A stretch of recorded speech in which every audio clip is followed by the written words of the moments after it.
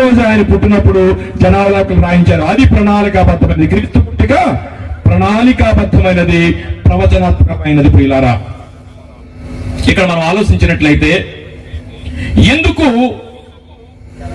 క్రీస్తు పుట్టినప్పుడు ఆ శుభవార్త పశువుల కాపర్లకి ముందుగా ఎందుకు చెప్పాల్సి వచ్చింది అనే ముందు మనకు తెలియాలనుకుంటే అసలు ఆ శుభవార్త ఏంటి, ఎవరు వినాలనుకున్నారు, వీళ్ళకే ఎందుకు చెప్పారు, అసలు వీళ్ళెవరు అనే విషయానికి మనకు తెలియాలి. ప్రియులారా, ఎవరు చూడండి. ఆ దేశంలో కొందరు గొర్రెల కాపరులు పొలంలో ఉండి కాచుకొనుచుండగా ప్రభుదూత వారి యొద్దకు వచ్చి నిలిచెను. ప్రభువు మహిమ వారి చుట్టూ ప్రకాశించినందున. ఆగుదామండి ఒక్కసారి. ఇందాక నేను చెప్పాను, యేసు ప్రభు వారి పుట్టుకెళ్ళాడదండి ఏదో అనుకోకుండా ఆ రోజు అనుకుని ఎవరో కార్పెంటర్ గారు ఒక అబ్బాయి ఏదో ఏమీ తెలియని మరి పుట్టేసినట్టు మాత్రం అనుకోకండి. ఆయన ప్రణాళికాబద్ధమైన వాడు. ఈయన ఈ పశువుల కాపర్లకు ఒక వెలుగు వస్తుంది, ఒక దూత వస్తుంది, ఆ వెలుగును మీరు చూస్తారు అనే విషయాన్ని ఎప్పుడు రాశారో మనం ఒకసారి చూద్దామండి. యెషయా గ్రంథము 60వ అధ్యాయము 3వ వచనం. చూడండి, ఈ లూకా గారండి, డాక్టర్ గారండి రాసిన ఆయన. ఈ లూకా గ్రంథకర్త ఎవరంటే ఆయన డాక్టర్ అండి. యేసు ప్రభు వారితో 3.5 సంవత్సరాలు సహజీవనం చేసి ఆయనతో ఉండి అన్ని చూసి పిన్ టు పిన్ రాస్తాడండి ఆయన. ఈ గొర్రెల కాపరులకు వెలుగు వస్తాది అని ఎప్పుడు రాశారు తెలుసునండి? యేసు ప్రభు వారు క్రీస్తుకు పూర్వం 700 సంవత్సరాల క్రితమే ఒక వెలుగు వస్తుంది ఈ గొర్రెల కాపర్లకు అని రాయబడింది. ఏమనుంది అందులో చూడండి. జనములు నీ వెలుగునకు వచ్చెదరు. జనములు నీ వెలుగునకు వచ్చెదరు. ఇక్కడ లూకా సువార్తకు వచ్చండి, ఇప్పుడు చదవండి. ప్రభువు దూత వారి చుట్టూ ప్రకాశించినందున. చూసారండి, యేసు ప్రభు వారి పుట్టిక ప్రణాళికాబద్ధమైనది. ఈ ప్రపంచానికి 750 సంవత్సరాల క్రితమే ఆ గొర్రెల కాపర్ దగ్గరికి దూత వస్తుంది, ఒక వెలుగు వస్తుంది అని ఎప్పుడు రాశారండి? యెషయా గారు రాశారు. వెలుగునకు వచ్చెదరు, వెలుగునకు వచ్చెదరు. అంశంలోకి వెళదామండి. చదవండి.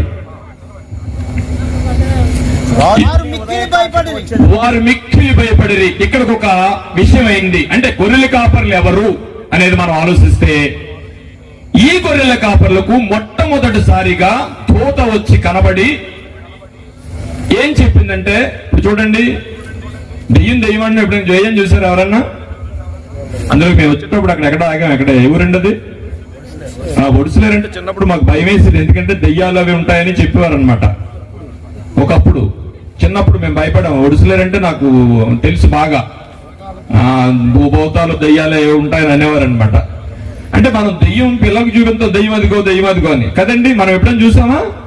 ఎప్పుడు చూడం దెయ్యాన్ని అంటాం, అంతే. కానీ ఆ రోజు ఏం జరిగింది తెలిసిన? సాక్షాత్తు దేవదూత అక్కడికి వచ్చి నిలబడిందండి. నిలబడిన వెంటనే వాళ్ళు ఆశ్చర్యపోయారు, అల్లిపోయారు, మిక్కిలి భయపడిరి. ఎందుకంటే దూతలుంటాయని తెలుసు, కానీ ప్రత్యక్షంగా చూశారు. ఎందుకంటే దేవదూత వచ్చిందండి. మొట్టమొదటిసారిగా మరియమ్మ గారి దగ్గరికి వచ్చింది. కానీ ఈ బైబిల్ గ్రంథాన్ని రాసేటప్పుడు, మలాకి గ్రంథం వచ్చేటప్పటికి దేవుడు కంప్లీట్ ఎవరితో మాట్లాడడం మానేశాడండి. ఒక్కసారి మీ అందరికి వివరంగా అర్థం కావడానికి చెప్తాను. మత్తయి సువార్త 1వ పేజీ తీయండి త్వరగా. మత్తయి సువార్త 1వ పేజీ. కొత్త నిబంధన ఉందండి. కొత్త నిబంధన తర్వాత లెఫ్ట్ లో ఏముందండి?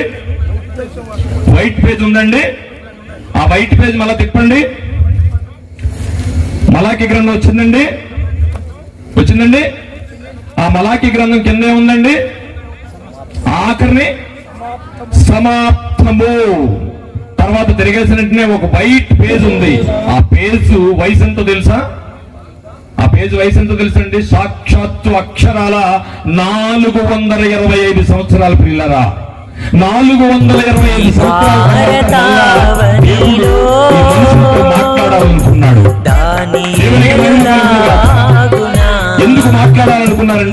ఎంతో మంది ప్రవక్తలు పంపించి దేవుని గురించి చెప్తుంటే ఇదిగో వీధుల్లో సువార్త జరుగుతున్నప్పుడు వార్త గెలిచినట్టే ఆ రోజు కూడా ఎంతో మంది ప్రవక్తలు మనుషులు చంపేశారు ప్రియులారా. చంపేసిన తర్వాత ఆఖరికి కుమారుణ్ణి పంపించాలనుకున్నాడు. పంపించడానికి ఒక ప్రణాళిక వేశాడు. ఆ ప్రణాళికలో భాగంగానే చూడండి మలాకీ గ్రంథం నుంచి మళ్ళా దేవదూత ఎక్కడికి వచ్చిందంటే ముందుగా 425 సంవత్సరాల తర్వాత దేవుని మాట మత్తయి సువార్త 3వ అధ్యాయంలో మొట్టమొదటిగా దేవుని మాట 425 సంవత్సరాల తర్వాత యోహాను గారి ద్వారా మళ్ళా వినిపించింది. అదే దేవదూత 425 సంవత్సరాల తర్వాత మొట్టమొదటిగా మరియమ్మ గారు కనిపించింది. మరియమ్మ గారు గర్భిణీ వస్తుందని చెప్పిన తర్వాత యేసేపు గారు వదిలేస్తే మళ్ళా రెండోసారి యేసేపు గారు కనిపించింది. అంతకు ముందు యాజకత్వం చేసుకున్న జకరయ్య గారికి గుడిలో ఉండగా కనిపించింది ప్రియులారా. 425 సంవత్సరాల తర్వాత దేవునికి మనకి సంబంధం తగ్గిపోయింది. దేవుని దేవదూతలు గాని, దేవుని మనుషులు గాని, దేవుని ప్రవక్తలు గాని ఎక్కడ మాట్లాడడం మానేశారండి. అలాంటి సందర్భంలో ఎందుకు ఈ అల్పులైన గొర్రెల కాపర్లకు సాక్షాత్తు దేవుడు పంపించిన దేవదూత వచ్చి ఇదిగో మీకు ముందుగా నేను చెప్తున్నాను అని అన్నదండి. చూడండి ఒకసారి ఇంకా కిందకి. అయితే ఆ దూత ప్రభు దూత వారి వద్దకు వచ్చి నిలిచి ప్రభువు మహిమ ప్రకాశించెను. అయితే ఆ దూత భయపడకుడి, ఇదిగో కలుగబోవు. చాలా జాగ్రత్తగా ఆలోచించండి. ప్రజలందరికీ కలగబోవు అంటే ప్రజలందరికీ కలగబోవు అంటే భూమి మీద ఉన్న ప్రతి మనుషులకు కలగబోవు మహా సంతోషకరమైన సువార్తమానము. అదేంటది? ఈ మాటను జాగ్రత్తగా అర్థం చేసుకోండి మీరు. ప్రజలందరికీ కలగబోయే ఒక సువార్త ఉంది, అది మీకు ముందుగా చెప్తున్నాను. వై? ఎందుకు? ఇంతవరకు అర్థమైందండి. అసలు ఈ గొర్రెల కాపర్లు ఎవరో మనం ఒకసారి ఆలోచిస్తే, గొర్రెల కాపర్లు అనేవారు ఆ రోమా సామ్రాజ్యంలో 1వ శతాబ్దంలో చాలా విసర్జించబడిన వారండి, తృణీకరించబడిన వారండి. ఎందుకంటే వాళ్ళు సిటీతో అసలు సంబంధం ఉండదండి. గొర్రెల కాపర్లు ఎక్కడ ఉంటారంటండి, ఊరికి పట్టణానికి ఊర్లకి దూరంలో ఎక్కడ ఉండి ఎడారులలో, పచ్చిక బయళ్ళు, కొండల్లో, కోనల్లో తిరుగుతూ ఉంటారండి. ఇంకోటి ముఖ్యమైనది ఏంటంటే అండి వాళ్ళు ఊరుదులు మళ్ళా రావడానికి లేదండి, వాటి నుదులు మళ్ళా రావడానికి లేదండి. ఎందుకంటే తుఫాన్ వచ్చినా ఏ వచ్చినా సరే అక్కడే ఉండాలి కానీ రావడానికి లేదు. అందుకని వాళ్ళు ఎవరయ్యా అంటే సపరేట్ వాళ్ళు ఏం కాదు, వాళ్ళు కూడా యూదులే. యూదులు చాలా మంది ఏం చేస్తారంటే అండి, ముందుగా వాళ్ళ గొర్రెల కాపర్లకి చిన్నవాళ్ళకి అప్పచెప్తారు. ఇంట్లో ఉన్న చిన్నవాళ్ళకి ఒక దావీదుని చూస్తాం, ఒక యేసేపుని చూస్తాం, వాళ్ళందరూ చిన్నపిల్లలే. 7 ఉంటే ఆఖరి వాడిని గొర్రెలు గాయిస్తారండి. అది వాళ్ళ సాంప్రదాయం, వాళ్ళ కల్చర్. సో ఈ గొర్రెల కాపర్లు ఎలాంటి వాళ్ళంటే ఆ రోమా ప్రభుత్వంలో యూదులలోనే ఇటు రోమా ప్రభుత్వానికి బాగా తృణీకరింపబడిన వారు. అలాంటి వాళ్ళకి ఎందుకు దేవదూత వచ్చి ముందుగా వాళ్ళకి చెప్పింది అనే విషయాన్ని మనం ఆలోచిస్తూ, అసలు ఈ సువార్త ఏంటి, ఈ సువార్తలో ఉన్న ఆంతర్యం ఏంటి అని మనం ఆలోచిస్తే, ఒక ఆత్మ ఈ లోకానికి వస్తుందని ఎంతమంది ప్రవక్తలు ఆ వార్త వినడానికి ఎదురు చూసారో మనకు తెలియాలనుకుంటే, మనం వాక్య భాగంలో చదువుకున్న పేతురు గారు రాసిన మొదటి పత్రిక 1వ అధ్యాయం 10వ వచనం చదువుకుందామండి. ఇప్పుడు నా పాయింట్ ఏంటంటే, ఎంత అల్పులైన ఆ గొర్రెల కాపర్లకు ఎందుకు ముందుగా చెప్పింది? దేవుడు కబురు పంపించాడు, సువార్త చెప్పాడు. ఈ సువార్త చూడాలని, ఈ సువార్త వినాలని ప్రవచించిన ప్రవక్తలు ఎంతమంది, ఎలాంటి వాళ్ళు ఎదురు చూసారో మనకు తెలిస్తే ఎందుకు పరికరాన్ని వేళకెందుకు చెప్పడం మనకు అర్థం కావాలి. అందుకని ఆ వాక్యం చదువుకుందామండి. మీకు కలుగు ఆ కృపను గూర్చి ప్రవచించిన ప్రవక్తలు అంటే దీని అర్థం ఏంటండి, పేతురు గారు మాట్లాడుతూ ఒక సంఘంలో అంటున్నాడు, ఇగో మీరు వచ్చి కూర్చున్నారు కదా, మీరందరూ ఏం చిన్నవాళ్ళు అనుకుంటున్నారా? అసలు ఏంటో తెలుసా? ఇక్కడ మీరు కూర్చున్నారంటే మీరేం చిన్నవాళ్ళు అనుకోకండి. ఆయన కృప వచ్చింది కాబట్టి ఇక్కడికి వచ్చారు. దేవునికి మహిమ కలుగును గాక. ఇక్కడ కూర్చున్నారంటే మామూలు విషయం అనుకున్నారా? చాలా మంది రాలేరండి. ఇక్కడ కూర్చున్నారంటే మామూలు విషయం కాదు ప్రియులారా. ఆయన సన్నిధిలో నిలవడం అంటే ఆర్డినరీ వారికి కుదరదు ప్రియులారా. ఆయన నమ్మాలి, విశ్వసించాలి, ఆయన ఏంటో తెలియాలి, ఆయన రుచి తెలియాలి, లేకపోతే ఇక్కడ కూర్చుంటారా?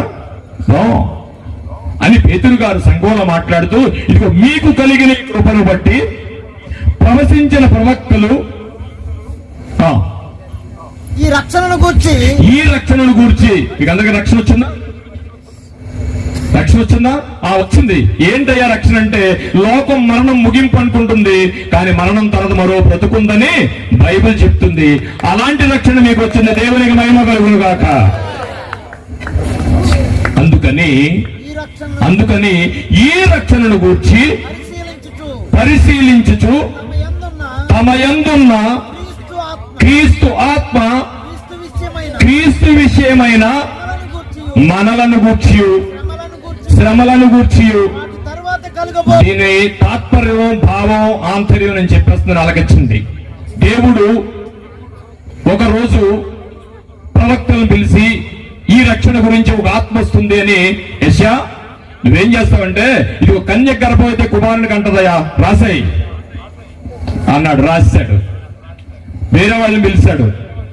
ఇదిగో ఒక ఆత్మ వస్తుంది, ఆ ఆత్మ ఈ భూమి మీద బలివ్వబోతుంది, యావత్ మానవాళికి ఆ ఆత్మ బలివ్వబోతుంది, రాసాయి అన్నాడు. రాశాడు. మరొకరిని పిలిచాడు. ఈ ఆత్మ ఉంది కదా, ఆ క్రీస్తు అనే ఆత్మ, ఆ ఆత్మ మరణించి భూమి మీద మరణించిన తర్వాత అద్భుతమైన ఊహించని ఒక అద్భుతమైన స్థితిలో మరలా పునరుద్ధానుడే లేస్తాడు, రాసేయ్ అన్నాడండి. రాసిన వాళ్ళందరూనండి ఆశ్చర్యపోతున్నారండి. ఏంటి, ఒక ఆత్మ వస్తుందా? ఈ లోకానికి రక్షణ వస్తుందా? ఆ రక్షణ వచ్చిన తర్వాత ఆయన మరణిస్తాడా? ఆయన మరణించిన తర్వాత మళ్ళా లెగిస్తాడా? How it is possible? ఒక కన్య కంటదా? కన్య ఎలా కంటది? హౌ ఇట్ ఈస్ పాసిబుల్ అని ఆశ్చర్యపోయారట. ఎవరు? ఆది నుండి, ఆది కాండం నుంచి మొదలు పెట్టుకుంటే వాళ్ళందరూ యేసు ప్రభు గురించి రాసిన వాళ్ళు, క్రీస్తుని ఆత్మ గురించి రాసిన వాళ్ళు తహతహలాడిపోతున్నారండి. ఎప్పుడు వస్తుందో ఆత్మను చూద్దాం, ఆత్మను చూద్దాం, ఆత్మను చూద్దాం అని. 11వ వచనం చదవండి. 11వ వచనం. క్రీస్తు ఆత్మ క్రీస్తు విషయమైన శ్రమలను గూర్చి వాడు తర్వాత కలగబో అంటే పునరుద్ధానుడై లేచిన అద్భుతమైన ఆత్మను గూర్చి మహిమను గూర్చి ముందుగా సాక్ష్యం ఇచ్చినప్పుడు ముందుగా వ్రాసిన ప్రవక్తలందరూ ఆ ఆత్మ ఏ కాలమున ఎట్టి కాలమున చూడండి, ఆ ఆత్మ ఏ కాలంలో వస్తుందో నేను ఉంటే బాగున్నాను, ఏ కాలంలో వస్తుందో నేను ఉంటే బాగున్నానని ఆడిపోయారటండి. ఎందుకంటే చాలా అద్భుతమైన మాటలు రాసేసారండి. ఏమండి, వాళ్ళు ఎదురు చూసి చూసి చూసి చూసి అసువులు బాసి అందరూ ప్రాణాలు విడిచారు, కానీ ఆ ఆత్మ యొక్క సువార్తను వాళ్ళు వినలేకపోయారు. ఎందుకు గొర్రెల కాపరులకు చెప్పారు?